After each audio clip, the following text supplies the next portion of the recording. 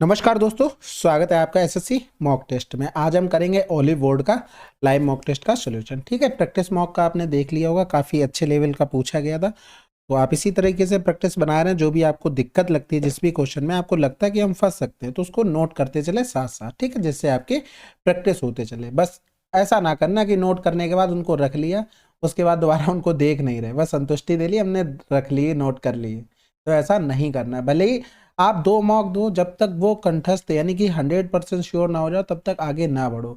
GS को थोड़ा ignore कर सकते हो, ऐसी कोई दिक्कत नहीं है। फिर भी आपको प्रैक्टिस में इतना आ गया होगा कि कौन सा इंपॉर्टेंट है, तो वो नोट कर लो। नहीं तो जीएस को थोड़ा इग्नोर कर दो। और बाकी इंग्लिश में आप क्या कर सकते हैं, जितनी वोकैब वगैरह है, ग्रामर कोई रूल ऐसा आता है कि जैसे आप लगता है कि नहीं ये मुझे पता नहीं है, तो तुरंत आप जिससे भी पढ़े हैं, आपका नोट्स हो या आप जिस बुक से, जैसे नीतू मैम के वॉल्यूम 1 से सब पढ़ते हैं, तो तुरंत जाकर उसका वहाँ रिवीजन कर लें।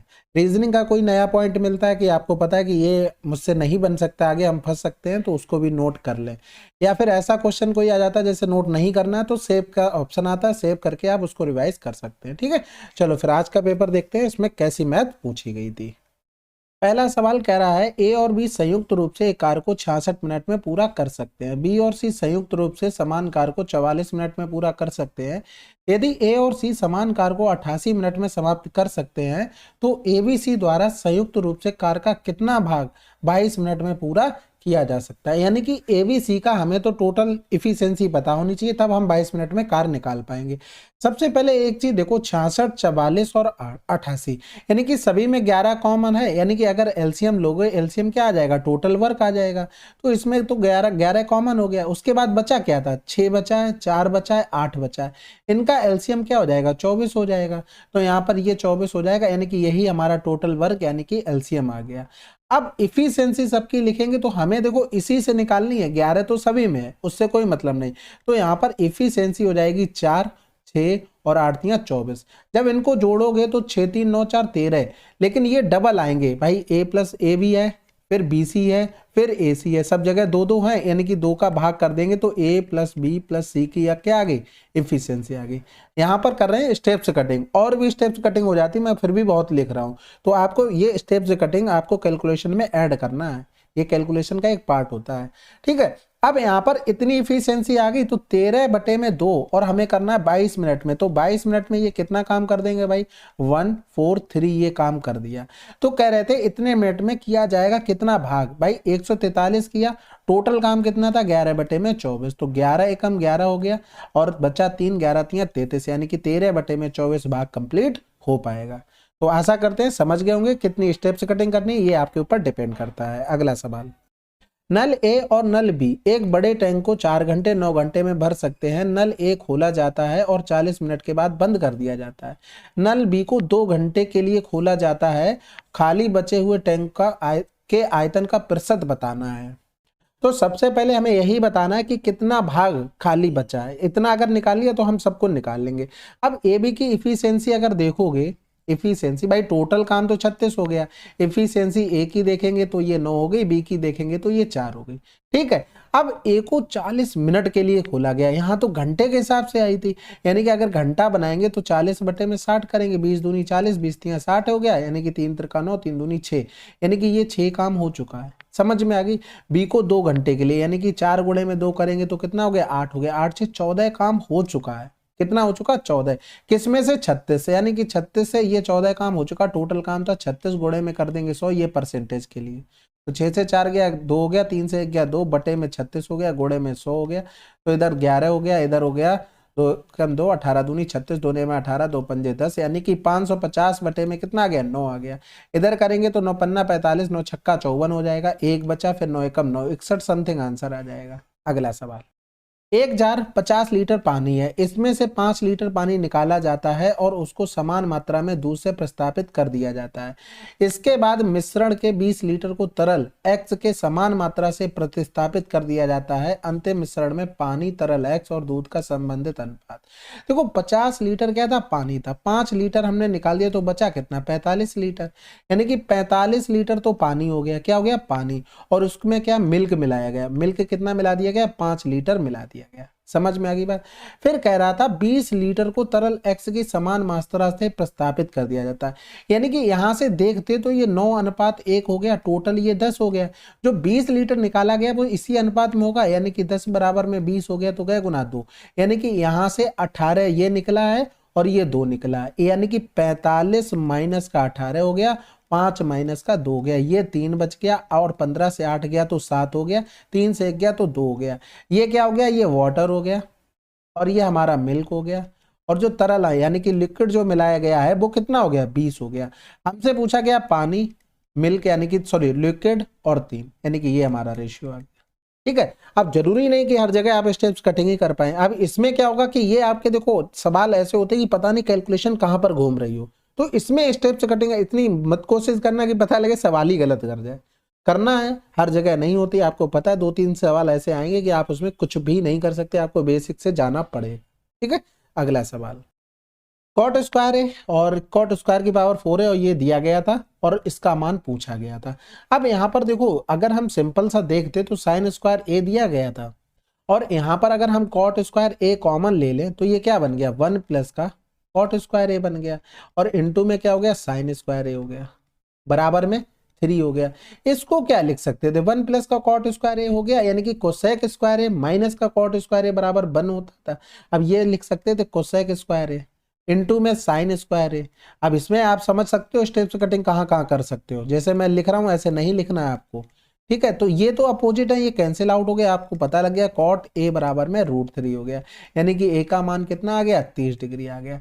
यहाँ पर रखेंगे कॉस 30 का मान, आपको पता है कि √3 में 2 होता है, यानी कि 3 बटे में कितना हो गया, 4, इधर 9 बटे में कितना हो जाएगा, 16, इधर प्लस का 1 हो गया, यानी कि यहाँ पर 4 चौकू 16, 4 तिया 12, प्लस का 9 प्लस का 16 बटे में हो गया 16, यानी कि देखो नीचे एक ही ऑप्शन में 16 दिख रहा था, बस काम खत्म हो गया। 21 21 और 6 27 और 10 37 बटे में 16 आंसर। अगला सवाल, नीचे दी गई तालिका में दिखाए गए आंकड़ों के अनुसार 15 वर्ष से कम उम्र या उसके बराबर के उम्र के छात्रों तथा 15 वर्ष से अधिक के छात्रों का अनुपात क्या होगा। देखो कह रहा था 15 वर्ष से कम उम्र या उसके बराबर, यानी कि यहां तक बात कर रहा और इधर ये आगे की बात कर रहा है। तो 12 और 7 19, 19 में 10 29, 29 और 7 36 हो गया। इधर करेंगे ये 30 हो गया, 30 10 40, 40 और 8 48, 12 चौक 48, 12 तिया 36, आंसर 4:3।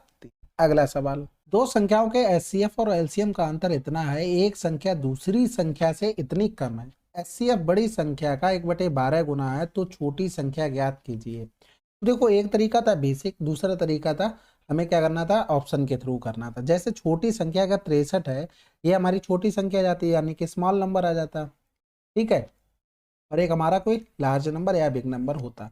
तो जैसे मान लो अगर ये 63 है तो दूसरा 63 प्लस का 45 होगा, 5 3 8 6 4 10। बस ये याद रखना था, जो यहाँ पर हम लार्ज नंबर निकालते हैं यानी कि बड़ी संख्या, वो 12 का मल्टीपल होना चाहिए था, क्योंकि दशमलव की तो कहीं बात नहीं कर रहा ना। तो यहाँ पर अगर हम एचसीएफ लिखते तो एचसीएफ बराबर क्या हो जाता है, 108 गुणे में 1/12, यानी कि 12 नहीं में 108 हो गया। बात समझ में आई कि नहीं आई। अब यहाँ पर एक चीज देखो, हमें क्या करना था, एलसीएम निकाल के इसको सेटिस्फाइड करना था। ठीक है, तो एलसीएम इंटू में एचसीएफ बराबर में फर्स्ट नंबर इंटू में सेकंड नंबर, फार्मूला होता है। तो एलसीएम हमें निकालना है, एचसीएफ हमारा 9 आ गया, एक नंबर 63 है, एक नंबर 108 है।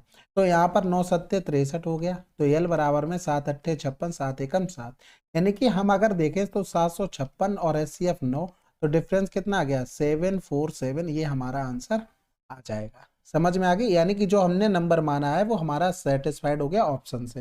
दूसरा तरीका, भाई देखो अगर हमने छोटा नंबर x मान लिया तो बड़ा नंबर क्या होगा, x प्लस का 45 होगा। अब वो ये कह रहा था कि एचसीएफ अगर हम लिखते हैं तो बड़े नंबर का 1/12 है, तो ये तो हमारा एचसीएफ हो गया। अब हमें पता है कि एलसीएम इंटू में एचसीएफ बराबर में फर्स्ट नंबर इंटू में सेकंड नंबर होता है। तो एलसीएम का मान कितना हो गया हमें पता नहीं है, एचसीएफ का मान x प्लस का 45/12 हो गया। फर्स्ट नंबर हमारे पास x प्लस का 45, सेकेंड नंबर x हो गया, तो ये इससे कैंसिल आउट हो गया, यानी कि l बराबर कितना आ गया, 12x आ गया। अब हमारे पास दूसरी कंडीशन क्या बचती, डिफरेंस, यानी कि 12x माइनस का एचसीएफ कितना था, x प्लस का 45 बटे में कितना हो गया, 12 हो गया, बराबर में हो गया 747 जो हमको दिया गया था। इसका हमें सोल्यूशन करना था। तो यहाँ पर 144x माइनस का x हो गया, माइनस में हो जाएगा 45, बराबर में 12 का गुणा करेंगे, 12 सत्ते 84 और 12 चौक 48, 48 में 8 जोड़ेंगे 56, 12 सत्ते 84, 5 89, यानी कि 143 बराबर में हो गया 8964। यहाँ पर x और कर लो और प्लस का हो जाएगा 45, यानी कि 5 4 9 हो गया, 6 4 10 हो गया, 0 हो गया, यानी कि 9 हो गया। तो आपको ये एक चीज पता लग गई कि x बराबर में 9009 अपॉन में 143, यानी कि यही हमको निकालना था, क्योंकि छोटा नंबर हमने क्या माना था, x, बड़ा नंबर ये था। यानी कि 3 में किसका गुणा करें कि हमें 9 मिल जाएगा, 3 त्रिका 9, 4 तिया 12, 5 तिया 15, 5 तिया 15, यानी कि ये तो एक भी ऑप्शन हो नहीं सकते ना। तो आंसर क्या आ गया, 63, x बराबर में 63 हो गया। ठीक है, ये आपको सोचना पड़ जाता है इसमें, जो मैंने अभी बाद में बताया है। लेकिन अगर आप ये वाला तरीका करते, जैसे स्मॉल नंबर और लार्ज नंबर बाई ऑप्शन जाते, तो ये ज़्यादा बेटर था, क्योंकि इसमें आपको ज़्यादा दिमाग नहीं लगाना था। ऑप्शन आप पकड़ते, पहला मिल गया पहला, दूसरा मिल गया तो दूसरा। लेकिन ये आप जो मैंने नीचे बेसिक बनाया ना, बेसिक से तो आसानी से आप इसको कर लेते। मेरे हिसाब से ये पूरा आप थोड़ा सा इसको अवॉइड करके आप इस पर जाएंगे। ठीक है, चलो फिर अगला सवाल। दो धावक रेसर कम से इतने और इतनी की चाल से दौड़ते हैं। यदि दूसरे धावक दौड़ को पूरा करने में पहले धावक से 10 मिनट कम समय लेता है तो दौड़ की लंबाई क्या होगी। देखो, अगर बेसिक आपका क्लियर है तो 20 बराबर में 10 गुणे में कर देंगे 120 गुणे में 140, तो ये 0 से 0 कट गया, 2 छक्के 12 हो गया, 14 छंग 84, यानी कि 8400, ये किस में आ गया, मीटर में। 1000 से हम डिवाइड कर देंगे तो ये किस में आ गया, किलोमीटर में आ गया। अब देखो, जब भी आपकी डिस्टेंस कांस्टेंट हो जाए तो स्पीड में रेशियो 120 140 का, और फिर टाइम का रेशियो क्या हो जाएगा, 140 120 का हो जाएगा, अपोजिट हो जाता है। इनमें कितना डिफरेंस है, 20 का, यही 20 बराबर में 10 दिया था।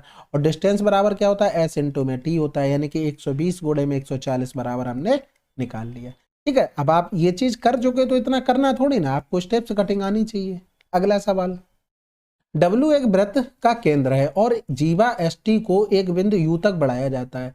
यदि UV वृत्त की एक स्पर्श रेखा इस प्रकार है कि BUT 46 डिग्री और UVT 28 डिग्री, तो यह ज्ञात कीजिए कि WSB कितना होगा। तो सिंपल सा एक सर्किल बना लेते हैं, जो कभी भी मुझसे अच्छा नहीं बना है। W क्या हो गया, केंद्र हो गया। ST इसकी एक क्या हो गई, जीवा हो गई। ST मतलब क्या हो गया, स्पीड टेस्ट। ठीक है, इसको U तक बढ़ाया गया, भाई साहब बढ़ा देते हैं। UV वृत्त की स्पर्श रेखा हो गई, तो यहाँ से ये एक स्पर्श रेखा डाल दी हमने B। फिर कह रहा था BUT, यानी कि BUT यानी कि ये वाला मान दे दिया था 46 डिग्री। UBT यानी कि UVT, यहाँ पर इसको मिला देंगे, ये एक सेकेंड, और यहाँ से ये हो जाएगा 28 डिग्री हो जाएगा। WSB यानी कि WS और ये हमसे B, ये पूछा गया था। अब सिंपल सा एक चीज देखो, सबसे पहली बात तो क्या हुआ, ये एंगल आपको निकाल लेंगे, किससे निकालेंगे, एक्सटीरियर एंगल प्रॉपर्टी से, 46 प्लस का 28। और ये जो एंगल होता है जो स्पर्श रेखा पे बनता है, और ये जो बनता है जीवा के साथ, इसके जस्ट अपोजिट बने परिध पर बने कोण के बराबर होता है, यानी कि पूरा ये एंगल कितना हो जाएगा, 28 हो जाएगा। लेकिन हमें क्या निकालना था, हमें इसका मान निकालना था, एस का। तो यहाँ से एक चीज बताओ, अगर इसको हम मिला लेते हैं तो ये वाला एंगल कितना हो जाएगा, परिध पर बने कोण का 2 गुना होता है, ये तो सभी को पता है ना। यानी कि 8 6 14 की 4 यहाँ पर लिख लेते हैं, 8 6 14 की 4, हाथ से लगाए 5 2 7, यानी कि 2 चौकू 8, 74 गुणे में 2, 2 चौकू 8 हो गया, 2 सत्ते 14, 148 आ गया। अब ये अगर x है और ये x है, यानी कि यहाँ से हम क्या लिख सकते थे, 2x प्लस का 148 बराबर में 180 हो गया। यानी कि x बराबर अगर लिखते तो 90, माइनस का 2 सत्ते 14, 2 चौकू 8 हो गया, तो x बराबर में 10 से 4 गया तो 6 हो गया, 8 से 7 गया 1 हो गया, यानी कि 16 डिग्री आ गया। अब यहाँ पर हम जो चीज बताने जा रहे हैं वो बहुत इंपॉर्टेंट है, आप दिमाग में रखना है। ये वाला एंगल x और ये वाला एंगल मान लो कुछ भी बनता है, ठीक है, यहाँ पर मैं नाम दे देता हूं इसका नाम दे देता हूं y। ठीक है, हमेशा ध्यान रखना कि x प्लस का y ये 90 डिग्री होता है, हमेशा याद रखना। देखो यहाँ पर अगर चाहो तो प्रूव हो चुका है आपके सामने, ये याद रखना, बहुत जगह यूज में हो जाता है। अब यहाँ पर आप डायरेक्ट अगर लिखना था चाहते तो x लिख लेते, यानी कि 16 डिग्री आ जाता, 90 माइनस का 74 करके, तो ये आपको पता होगा तो बहुत जल्दी हो जाएगा। बाकी देखो, सबके ये क्या है, एंगल निकालने के डिफरेंट डिफरेंट तरीके हो सकते हैं, मैंने जो सोचा हो सकता है आप इससे शॉर्ट सोच पा रहे होंगे। ठीक है, अगला सवाल करते हैं। त्रिभुज एबीसी डीईएफ एक समरूप है, ठीक है। एबीसी डीईएफ के क्षेत्रफल इतने और इतने हैं। त्रिभुज एबीसी और डीईएफ की शीर्ष लंब x सेंटीमीटर और इतने सेंटीमीटर है डीईएफ के शीर्ष लंब की लंबाई।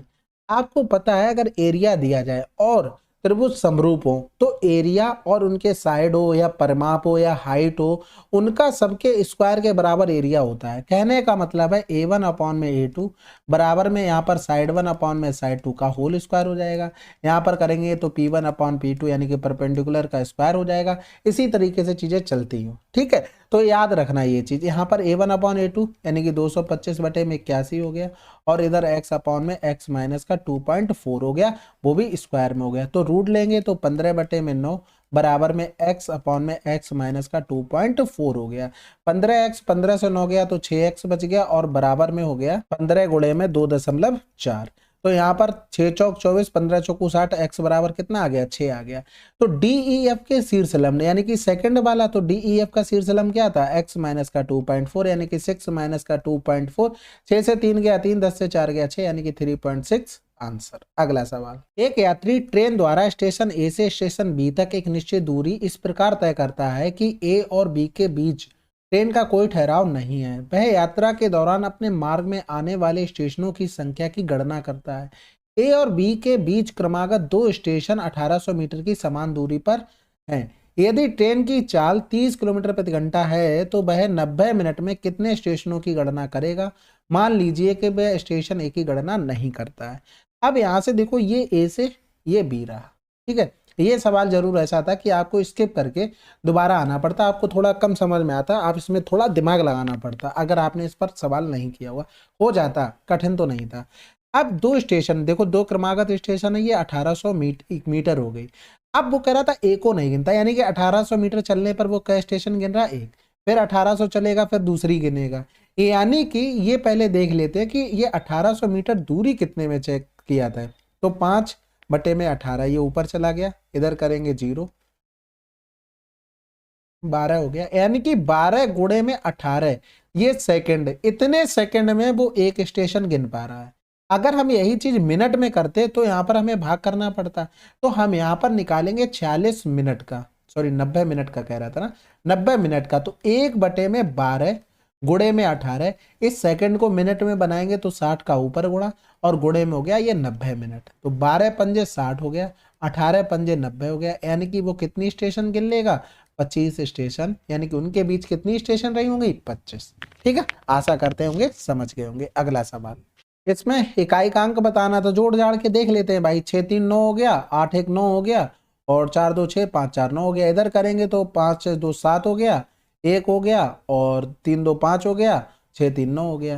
यानी कि डिफरेंस करेंगे तो 9 से 7 गया 2, 9 से 1 गया तो 8 हो गया, और 6 से 5 गया 1 हो गया। इसकी पावर में 204 लिखा है।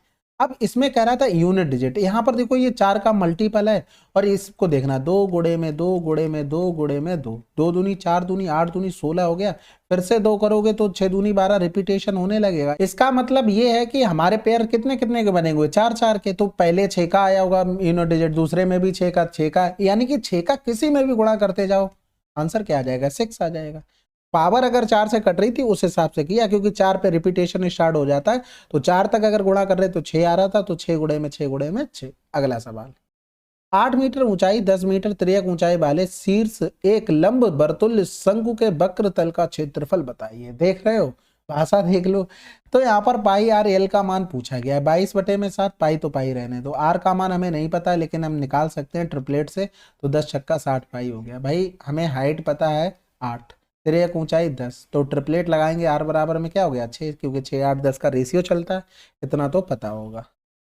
ऋतु का मासिक किराया अपर्णा से 75% अधिक है और अपर्णा का मासिक किराया मीनू से 20% कम है, जबकि मीनू का मासिक किराया लीना से 60% अधिक है। यदि लीना मासिक किराए के रूप में इतने रुपए भुगतान करती है तो ऋतु द्वारा भुगतान किया गया मासिक किराया कितना है। अब देखो कितना आसान है, देखो ऋतु और अपर्णा, ठीक है, इनटू में कर देंगे अपर्णा बटे में मीनू, इनटू में कर देंगे मीनू अपॉन में लीना। समझ में आ रही, अब ये कैंसिल आउट हो जाएगा।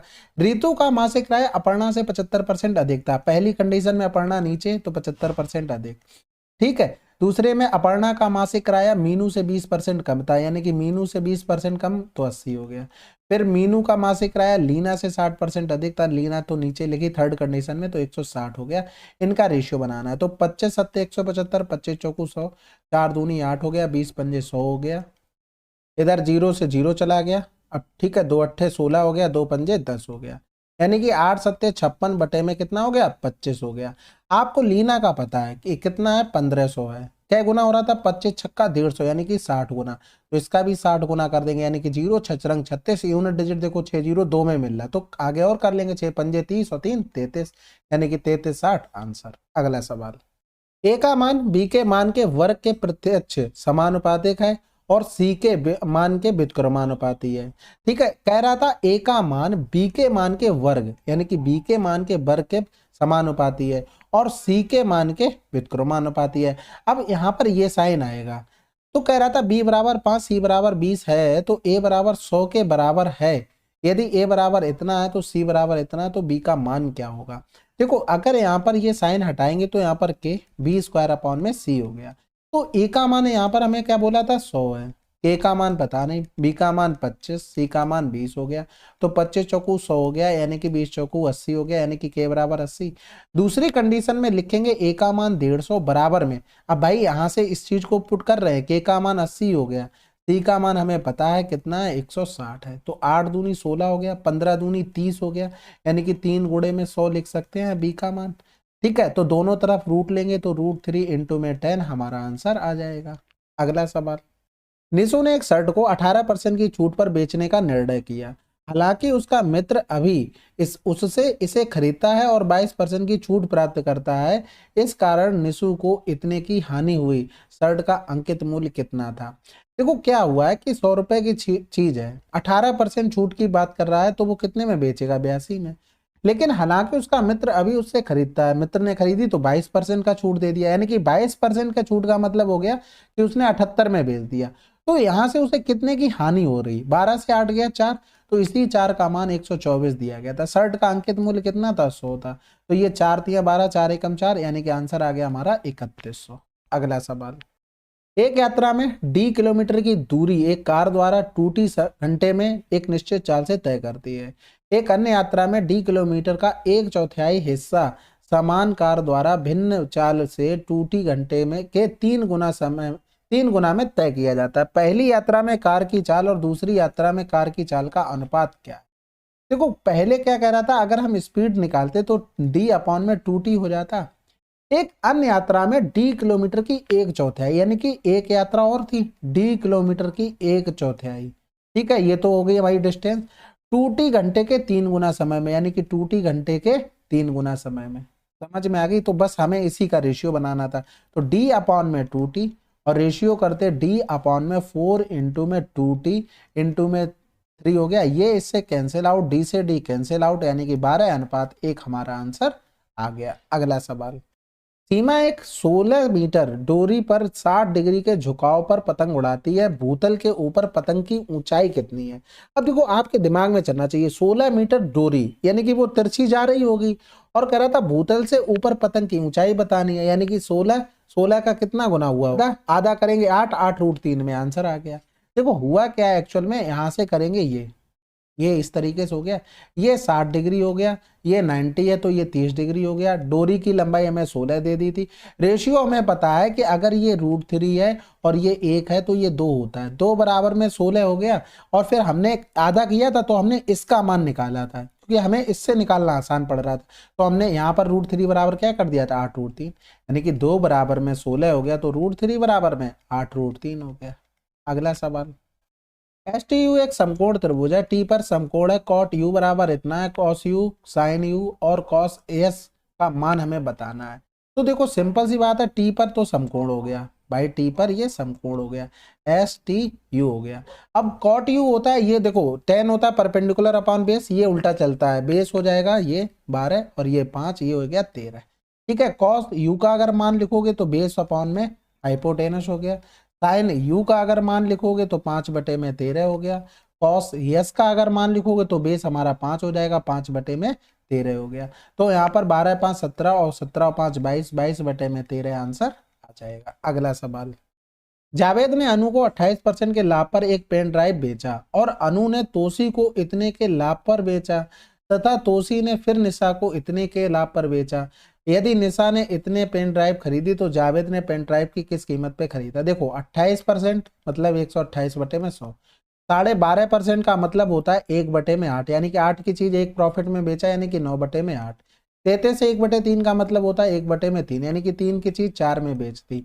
इसका प्राइस दे दिया था 1728। ठीक है, तो यहाँ पर करेंगे तो 4 चौकू 16, 1 बचा, 4 तिया 12, 4 दूनी 8 हो गया और 9 चौक 36 हो गया, 9 चौक 36, 9 अट्ठे 72 हो गया।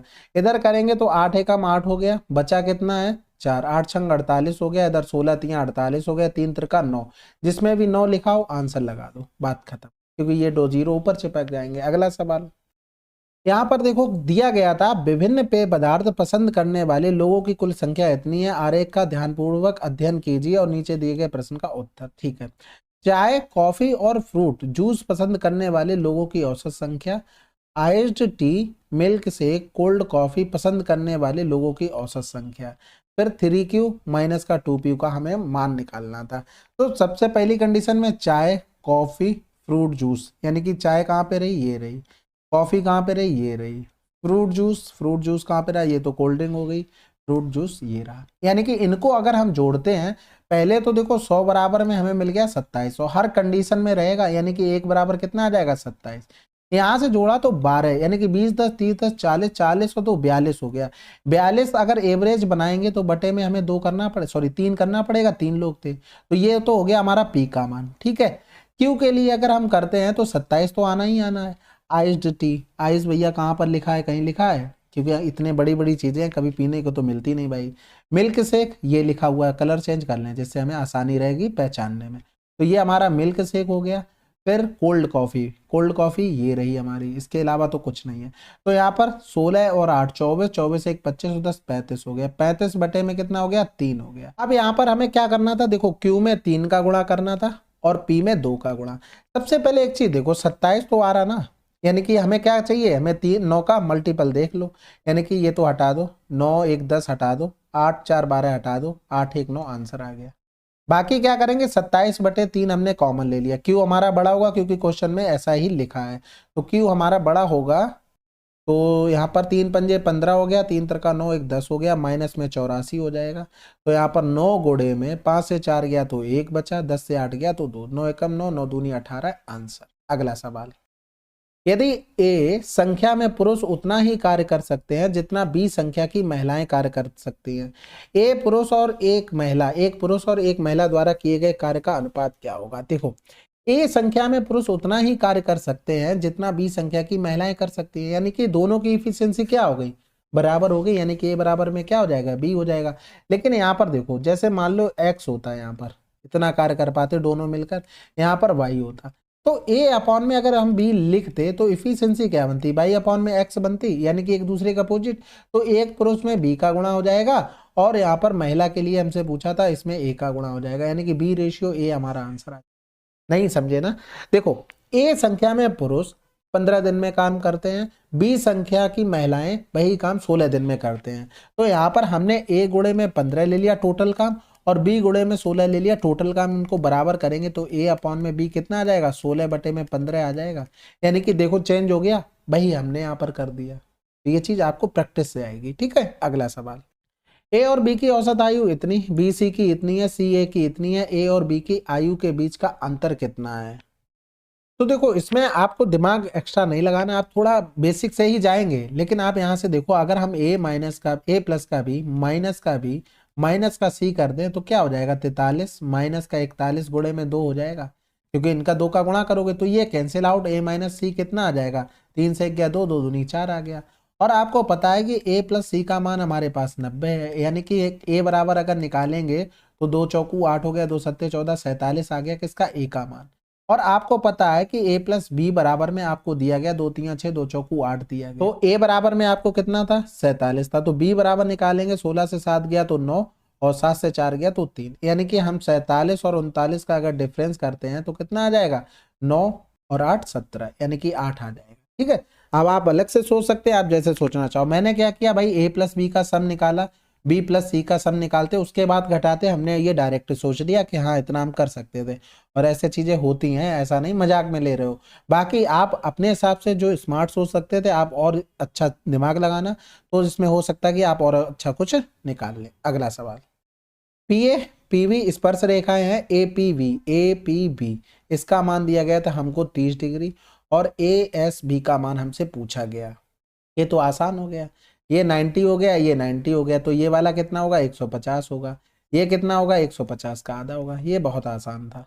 अगला सवाल, अब यहाँ पर ये दिया गया था बराबर में 0 और इसका मान निकालना था। अब देखो, अगर हम इंडिविजुअल सबकी वैल्यू 0 रख दें, सबकी वैल्यू 0 रख दें, तो ये जो हमें दिया गया सेटिस्फाइड हो जाएगा। यानी कि ए बराबर में हम क्या लिख सकते हैं, 5/4, बी बराबर में क्या लिख सकते हैं, 2/3, सी बराबर में क्या लिख सकते हैं, 3/5। यही तो सोल्यूशन करना था। 4 ब्रैकेट में 5/4, गुणे में 2/3, गुणे में 3/5, और स्क्वायर हो गया। 5 से 5, 3 से 3 हो गया, 2 दूनी 4 हो गया, और 4/4 आंसर आ गया हमारा। अगला सवाल, 2B-600 रुपए की एक धनराशि 20% वार्षिक चक्रवृद्धि ब्याज की दर पर वार्षिक रूप से संयोजित होने पर 2 वर्षों में इतने रुपए होती है, तो पी का मान कितना है। तो देखो 20% का मतलब क्या हो गया, 1/5, यानी कि 5 से कितना हो गया, 6। 2 वर्ष की बात करा तो स्क्वायर कर दो, ठीक है। सचरंग 36, पचम 25 हो गया, यानी कि 25 से 36, ये तो हमारे हिसाब से हुई, लेकिन एग्जैक्ट में क्या था, 2P माइनस का 600, और ये हो जाएगा 3P माइनस का 1080। समझ में आ गई बात। यहाँ से 3 से काट दो, 3 त्रिका 9 हो गया, 1 बचा, 3 6 18, 0 हो गया, 3 एकम 3, 3 दूनी 6 हो गया। अब गुणा भाग कर लेते, 25P 12 दूनी 24P, यानी कि 1P बच जाएगा, और इधर करेंगे तो 12 छंग 72, यानी कि माइनस का 7200, और 25 0 हो गया, 25 छक्का 150 हो गया, और 25 तिया 75, 75 में 15 जोड़ देंगे 90 हो गया, यानी कि P बराबर में 0 0, 10 से 2 गया 8, 8 से 7 गया 1 हो गया, यानी कि 1800 आंसर। कैलकुलेशन का खेल था, कौन कितना फास्ट कर पा रहा, इसके अलावा कुछ भी नहीं था। अगला सवाल, चलिए फिर, ये हमारे 25 क्वेश्चन थे जो कि बहुत बेस्ट क्वेश्चन पूछे गए थे। तो इनपे देखो, इतना आसान तो नहीं कह सकते। अब मान लो मैं मॉक टेस्ट वगैरह लगाता तो मैं बता सकता था एक्चुअल में कितना क्या टाइम लग रहा था। लेकिन अगर आपको मान लो टाइम लग रहा है, टाइम नहीं बच रहा है, तो आप देखो धीरे धीरे चीज़ें इंप्रूव करो, स्टेप से कटिंग करो, और आपको क्यूब स्क्वायर वगैरह ये पता होना चाहिए था। कोशिश करो कि एक बार कैलकुलेशन करने पर आंसर आ जाए, उसमें दोबारा टाइम ना लगाना पड़े। वो भी टाइम बहुत खराब हो जाता है। मैं तो देखता हूँ जनरली क्या होता है कि एक बार किया, अरे यार फिर दोबारा करने लगे, 3 का गुणा गलत कर दिया, 4 का। ये सब नहीं होना चाहिए, इसमें भी टाइम बहुत चला जाता है। और फिर कोशिश किया करो, पहले सवाल हैबिट ये डालो कि दोबारा सवाल आपको ना पढ़ना पड़े। बहुत लोगों के साथ ये होता है कि अगर आपने एक बार सवाल पढ़ा तो समझ में ही नहीं आता है। तो क्या होता है कि पहले तो आप क्वेश्चन पढ़ते हो ना, तो पहले ओरल ही दिमाग में करने की कोशिश करो, तब वो सवाल याद रहेगा। आपने सवाल पढ़ा, पढ़ते जाओ, दिमाग में टेप करते जाओ डाटा, और फिर उसके बाद ओरल सोचो दिमाग में बैठ के कि आपने कर पाया कि नहीं कर पाया, मतलब याद है कुछ की नहीं है।